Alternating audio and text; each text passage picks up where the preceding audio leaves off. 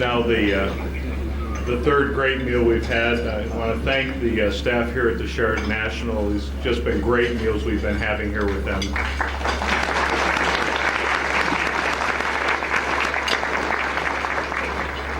Several years ago, I chaired a couple of other conferences for another association with this hotel, and so when they came up as the winner of the sweepstakes to have this conference, I was actually pleasantly surprised to see them come at the top of this list, and knew that we would have good meals here. They just never cease to amaze me at what they're able to produce, and just the vista here. I mean, looking out, I know that we've had the rain, had the clouds last night.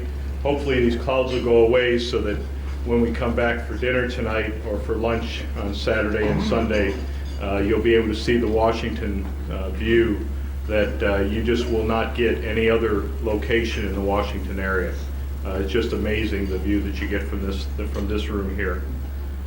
We want to go ahead into our program here for lunch. Because we just have another outstanding speaker. It just never stops, the speakers that we have on our program here this weekend. First of all, though, we have an individual who's coming here today to make a presentation of an award. So at this time, I'd like to call upon, introduce to you an individual. Dr. Sam Dinkin is the chief economist of Optimal Auctions, a weekly columnist at the Space Review and a space investor.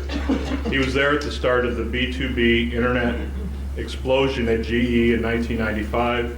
He's conducted research at GE R&D and at IBM Research at LECG, assisting Qualcomm with bid strategy and rollout plans.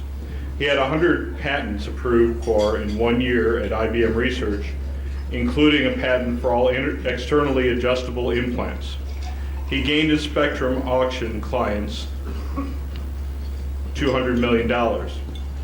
He has saved his electricity auction clients $2.3 billion. He is here to present the Space Journalism Prize he sponsored, which he can tell you all about.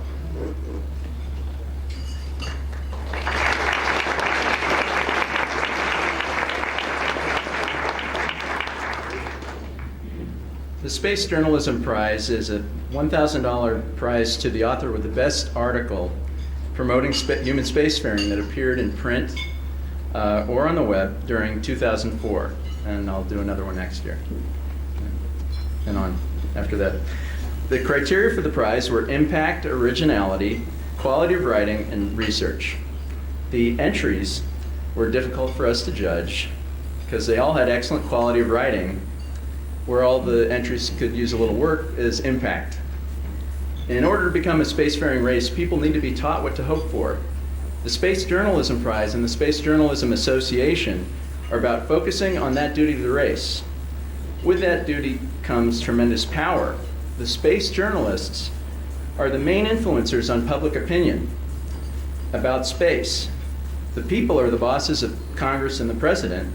So journalists influence whether the space budget is $16 billion or $32 billion.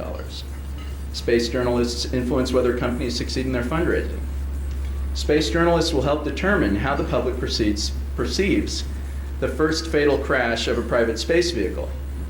Will the dead be canonized as martyred heroes or duped victims?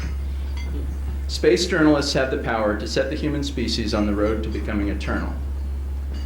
Next year, the Space Journalism Prize will be happy to accept sponsorship. We will also be recruiting celebrity judges, including this year's winner. The winner this year wrote an amazing series for the St. Louis Post-Dispatch that included 50 interviews, dramatic writing, and dense coverage of the epic story of the X Prize. The prize was a wonderful way to spark the human imagination. The story captured the courage, hope, and tenacity of the sponsors and the winners. Eli Kintish.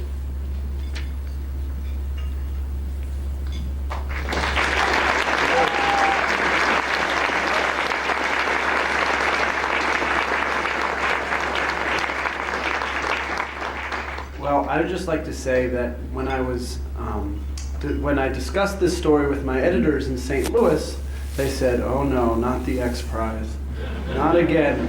Guys wearing, aluminum foil under their clothing, And I found out it's not all guys wearing aluminum foil under their clothing, although there may be some of them here. But actually, I was not interested in space at all. And I have to say, talking to many of you actually, in writing the story and working with you, I really developed a true appreciation for people who are out there doing, as opposed to just saying something about it. So Elon and Pete Diamandis and obviously Burt Rutan deserve the major credit, but really all of you trying to make your dreams happen are a real inspiration for me, and I hope to write about people like you for the rest of my career. Thanks.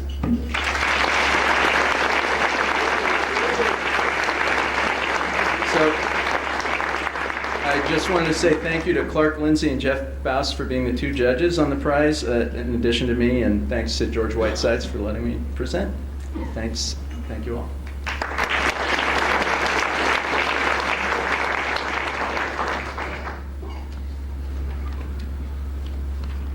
Okay, into the main part of our program. To introduce our guest speaker for today, I'd like to present to you one of the leaders of Booz Allen Hamilton's aerospace and defense practice, and a director of the National Space Society, and a good friend, Eric Fisher.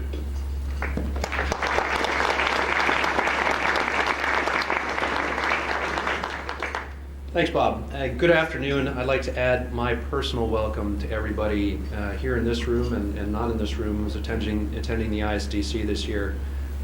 This is really an encouraging turnout and a wonderful turnout, and I'm pleased and hope you have all been enjoying the sessions to date, and I wish you a good next 2 or 3 days as well. I'm sure they'll be tremendously exciting. I have to admit that I feel a little extraneous introducing the speaker for lunch today, because there can't be a person in this room who perhaps doesn't have a shrine to him at his or her house these days. Elon Musk, and it is my honor and pleasure to introduce our speaker today. Elon Musk has insight and drive and experience that way outstrip his years. After University of Pennsylvania and Wharton, he went on to found what really probably were two of the most interesting and critical and successful internet and enterprise software related businesses that were ever founded, PayPal and Zip2. He both founded them as well as ran them. Once he got tired with that, he sold them off and turned his attention to space, where he'd always had a strong interest.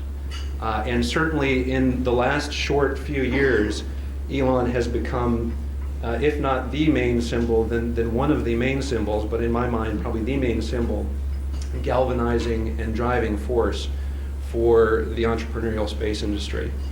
So without further ado, since you all know of him well, I'd like to invite and welcome Elon Musk.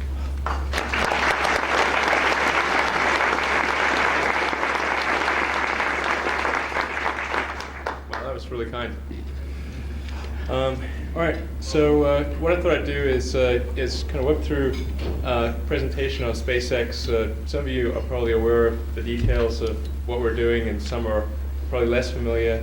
So I'll go through it fairly quickly and then try to leave as much time as possible for any questions. And you're welcome to ask me, anything about the rocket or the business. And I think I can probably answer just about everything. Maybe a few confidential items. Can I have the first slide? So, basically, SpaceX. I started SpaceX because it seemed to me that we weren't making the kind of progress we really needed to make in the cost of access to space. And if we don't make cost, I'm somewhat preaching to the converted here. Normally the room is not quite as converted as this room is. So I'm telling you things you already know, but so long as it costs us hundreds of millions of dollars to put a few people in space, or not even faraway space, just 300 or 400 miles above the surface of the Earth, we're never going to get anywhere. We're not going to become a spacefaring civilization. And I think probably, I mean, what I really think is the overriding goal, and what I suspect most people in the room think is certainly an extremely important goal, is becoming a spacefaring civilization, ultimately becoming a multiplanetary species. And if we're not on that path, then we really need to get on that path. Given that the fundamental obstacle to that is really the cost of getting there, they weren't making progress in that direction. That's really why I started SpaceX. Before actually formally starting the company, I put together a group of engineers that have been involved with most of the major rocket developments in the US, and had some familiarity with the way the Russians did it. And in fact, the current NASA administrator, Mike Griffin, was on that feasibility study group, so I'm very glad to see he's the new administrator. We sort of sat around over a series of Saturdays in early 2002 and tried to figure out, is there anything fundamental? Because I didn't really know anything about rockets at that time. Is there some sort of really difficult physical thing that makes it fundamentally as expensive as it is and you can't make improvements? And it quickly became obvious that there really isn't anything fundamental that prevents chemical rockets from being much cheaper than they are right now. To give you an example, the propellant cost of the Falcon 1, what it costs to fill the gas tank essentially, is about $30,000. And that's on a $6.5 million launch initially. We want to keep driving that launch cost down. But in airlines, that is a dominating factor, often the predominant factor in cost. Whereas for rockets, it's an accounting error. And we need to get to the point where that actually where it's not an accounting error, and actually, unless you have really bad accounting, it's actually where propellant cost actually matters. So the way I usually describe it to people is that the goal is to be kind of like the Southwest Airlines of the space business. And when Southwest Airlines came in, airfares were really expensive, and Southwest came in offered airfares that were often 15-20% of what say United or Delta was charging. And people at the time said, well, this is really impossible. They must be compromising reliability, or there must be something missing with this picture, or they won't be able to sustain those prices. They've got a business. And the fact of the matter is, Southwest Airlines today is the most profitable airline in the industry, has a market cap greater than the sum of all of its competitors, and it still offers those prices. And reliability is good, on-time performance is good. So they went in, they really rethought the whole space business, the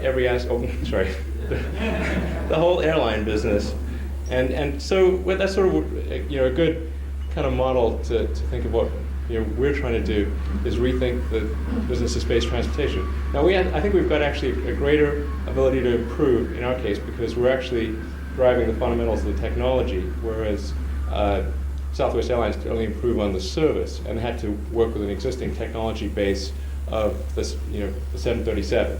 But anyway, that's the basic idea. And I believe in setting objective benchmarks.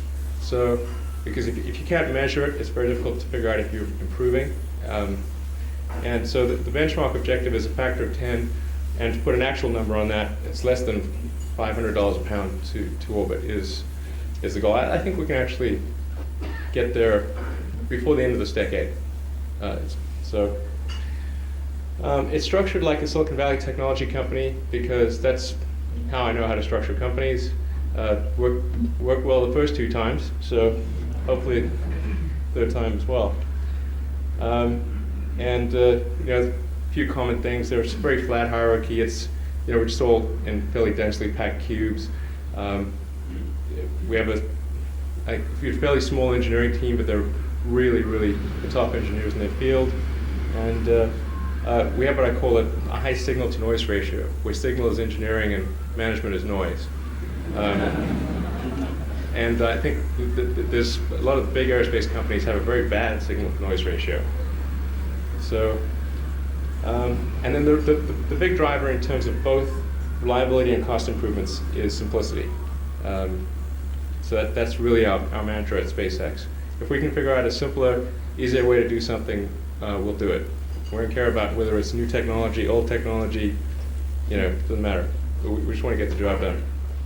Our headquarters are in El Segundo, which is about a mile south of LAX, and we have about 75,000 square feet of engineering and manufacturing space. We actually manufacture the rocket right there in LA, which sounds kind of weird to build a rocket in LA, but we do. And then we do our propulsion and structural testing in Texas. We have a 300-acre propulsion test facility out there, and I'll show you some pictures of that later in the presentation. Some of the slides, by the way, I'm going to go through pretty quickly. Next slide, please. So we made pretty good progress. Our third birthday will be next month in June, and so in approximately 3 years, we've designed the entire rocket from scratch, gone through designed, built, and tested the entire rocket. Both stages, the fairing, 2 new engines, including a pump-fed engine. And our engine is actually going to be only the second American orbital booster engine developed in the past 25 years. The other one being Boeing's Delta IV engine, and before that, the Space Shuttle main engine.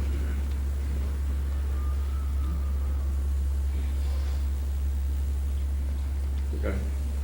And we've managed to get a few launch contracts, 2 with the DoD, and one with the Malaysian Space Agency, and one with a U.S. commercial entity, which is Bigelow Aerospace. And the last one being the Falcon 5 launch with Bigelow Aerospace being a subscale launch of his space station. So that should be doubly cool. And then we also, you may have seen the announcement that we were awarded a $100 million Air Force IDIQ contract, which hopefully will be used to the fullest extent. And I would expect sort of 1 to 2 launches a year starting next year on that contract. I don't know if you saw the last, if you head back one slide, sort of the contrast is, that just looks black to me, but essentially that prior slide was our facility when we moved in. This is it 1 year later. We're assembling a prototype on the floor. And next slide. And then 1 year after that, the qual vehicle was on the launch pad. And the flight vehicle is actually currently on the launch pad, and we expect to do a hot fire on the pad tomorrow. So, because Delta 4 finally launched, or Delta 2 finally launched this morning at 5 a.m. or whenever it was, and so we're cleared to do the pad hot fire, and then the actual launch should take place as soon as the Titan 4 departs Vandenberg, which is in approximately the August timeframe, or July-August timeframe. Let's see if this works.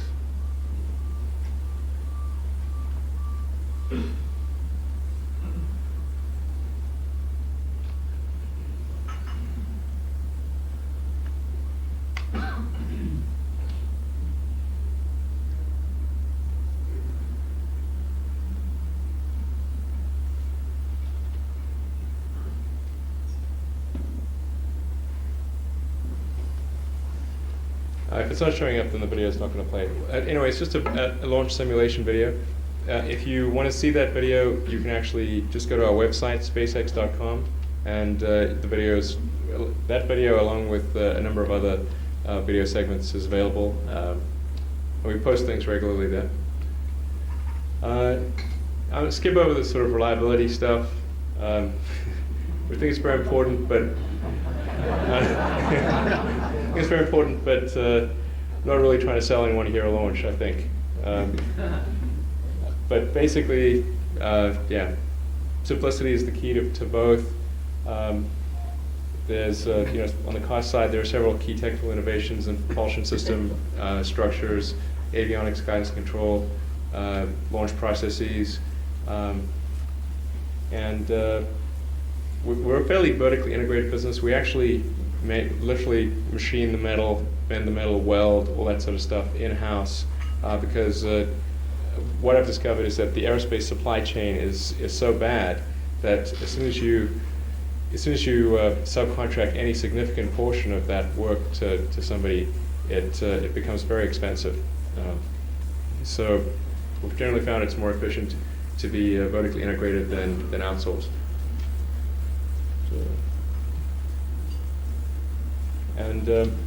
So Falcon 1 capability is just over 1,000, like 1,500 pounds to low Earth orbit.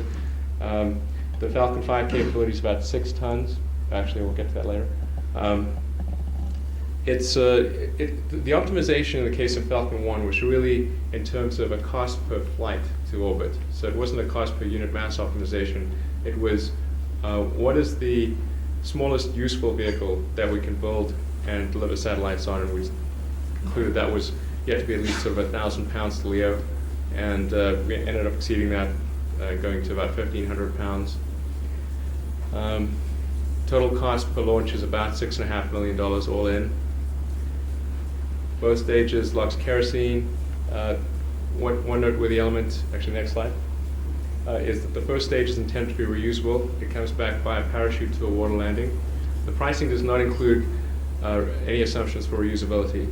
I'm actually fairly confident that reusability will work, provided the parachute opens. I mean, I think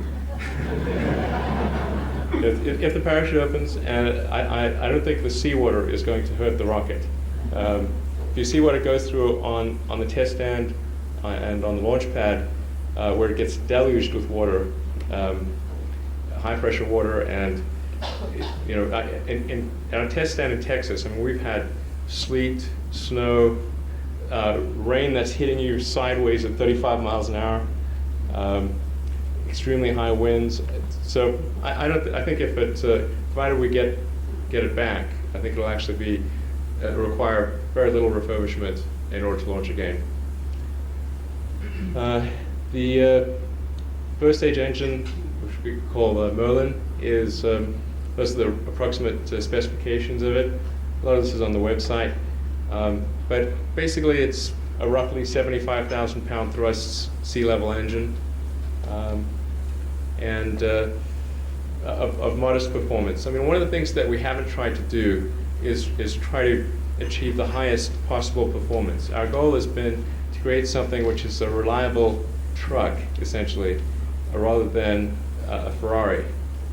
So we haven't produced, for instance, a stage combustion, super high ISP engine. This is, you need to be pretty good, but to get to orbit at all. But you don't really have to push the envelope any further than we pushed it here. Next slide. Our upper stage engine also LOX kerosene, and similar in architecture to the first stage engine, except that it doesn't have a turbo pump, and it's a low pressure engine. So Falcon 5, which is the Falcon 1 development has really been winding down now for the past several months, and essentially is almost complete at this point. So the development focus for about the past year has been more on the Falcon 5, which is our medium lift vehicle. The Falcon 5 is approximately in the class of a Delta II Heavy. It's also intended to, at least from our standpoint, be safe enough to carry people. It has engine out capability, so you can lose any one of the main engines and still make it to orbit. I think that's actually a very important principle, given that airline transportation, almost all airliners have multiple engines. So if you lose an engine, you don't go down. Jet turbines are far more reliable than rocket engines. So if that principle makes sense for jet turbines, it really makes sense for rocket engines. And we expect to be able to accommodate up to a 5-meter fairing as well. So it'll have, really put some pretty big stuff up there. And these are some pictures of our test site. That's our propulsion test site at night. Next one.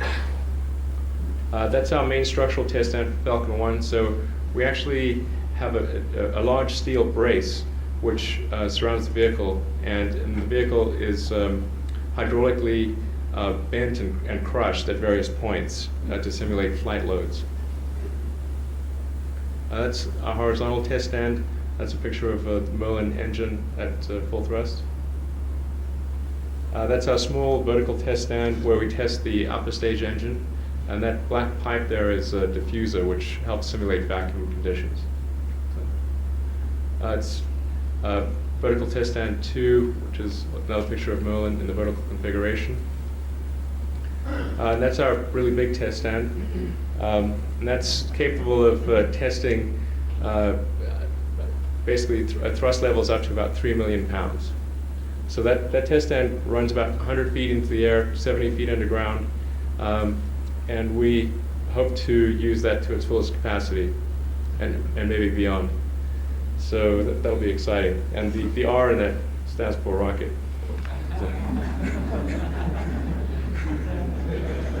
So,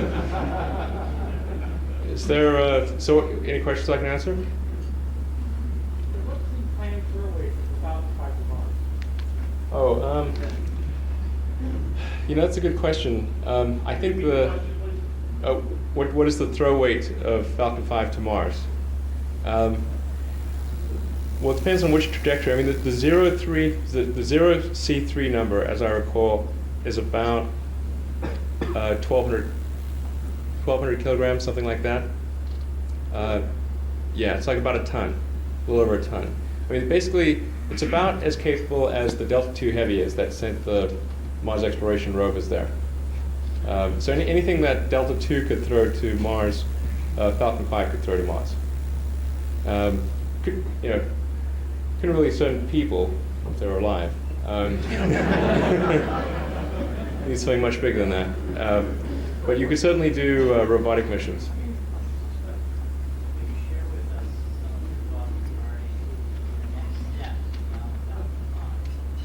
Sure.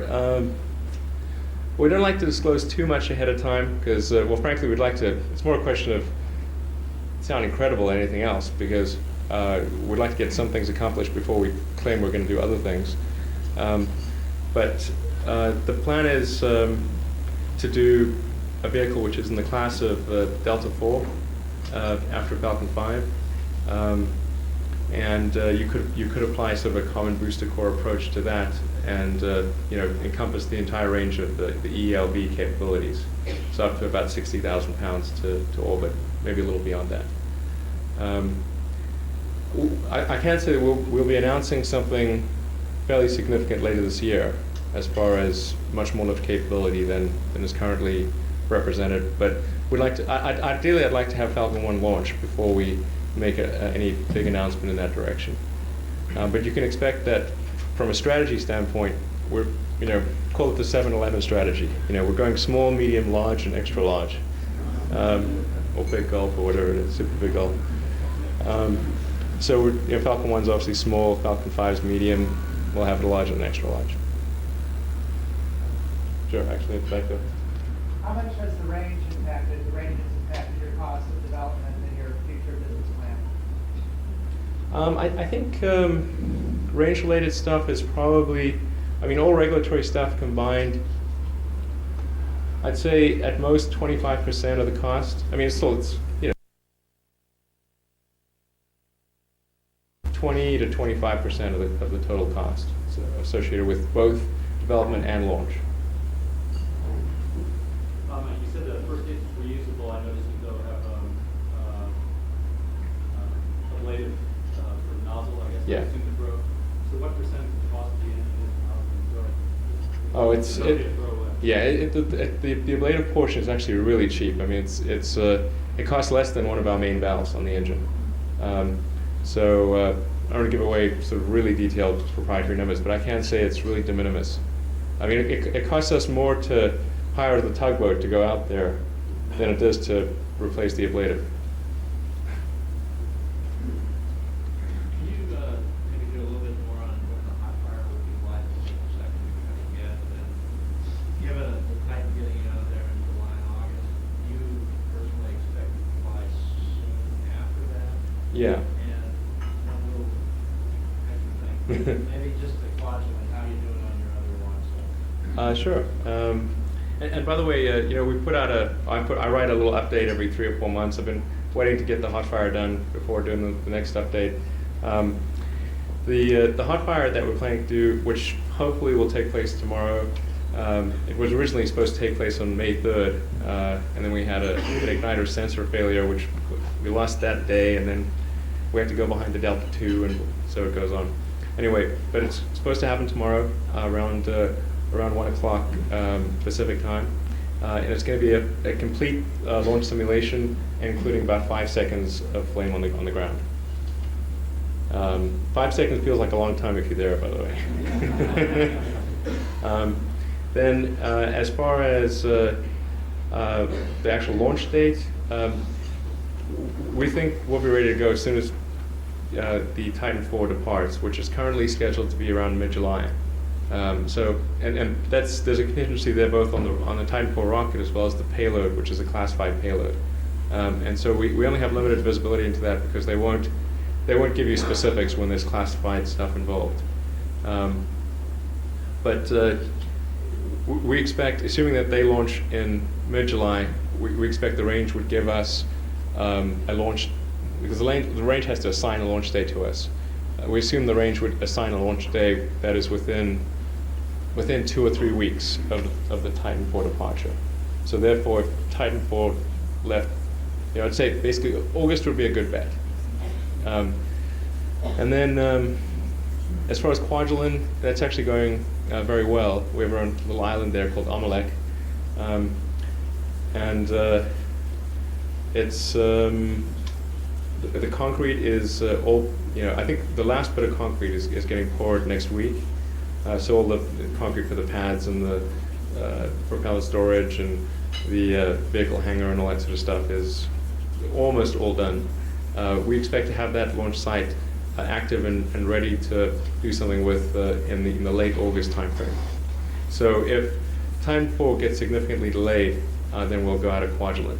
And we expect to actually have 2 rockets, one at Vandenberg, one at Kwajalein, possibly on the pad at the same time. So. I absolutely love your comment about why you are doing so much work internally. It just speaks volumes about how the aerospace industry is not structured to support new entrepreneurial-based companies. And my question to you is, I presume you are reaching out to a lot of suppliers who are really not part of the space industry. And I'm curious, they maybe for the first time, you're the first space company that's ever asked them to supply something. Are you encountering that a lot? What kind of reaction do you get from the owners of these businesses? Oh, wow, this is great.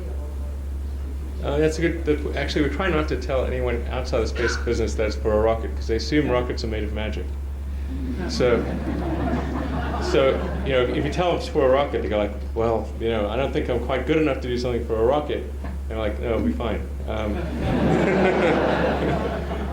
So we generally, there are some suppliers or aerospace suppliers that do a good job. I'd say like Murata Valves does a good job, for example. Spincraft does a good job of spinning domes.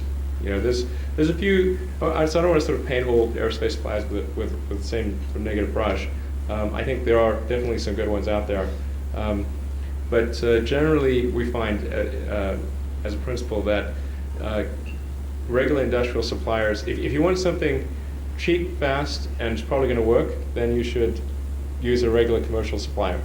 If you want something that's expensive, takes a long time, might work, use an aerospace supplier.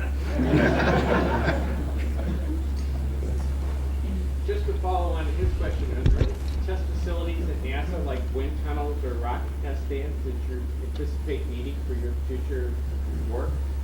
So are there any NASA test facilities that we anticipate needing for our work? It's possible, when we get to the really big propulsion stuff, that we'd want to use some of the NASA test facilities. As a general rule, we don't want to be the ones begging to use facilities. So if we're going to use a NASA facility, then that NASA facility has to behave like we're the customer. If they don't behave like we're the customer, we're not going to work there. If we have to sort of justify why we want to work there, we're definitely not going to work there. I think just for pace of execution reasons, because there's also a lot of paperwork involved with using NASA facilities. We've chosen to use our own facilities. But I think, like I said, for big stuff or where, where that's, it's like one of a kind sort of test facilities, that's probably where it makes sense to work with NASA as far as using test facilities. Okay. I heard you said you have plans for the Falcon 1 tonight. Did you mention a number for the Falcon 5, or are you prepared to say something about that? Sure. Well, it's actually on the website. It's basically it's about 15.8 million plus about $1 million in range-related fees, so you can say 17 all in. And that's for a Delta II heavy class vehicle. That's about 12,000 pounds forward. A little more than that, yeah, about 13,000 pounds. So it's a little more capability than Delta II heavy. Is there a possibility of demand ratings of vehicles, some very technological No, we've designed Falcon 5 to be. It's actually consistent with the NASA manned standards for as far as safety margins and all that are concerned. It actually exceeds them in most cases. And I think the fact that there's engine out redundancy is good as well. The G loading is certainly fine. It's maxes out at 5 Gs approximately. So I don't think there's any issue with putting people on it.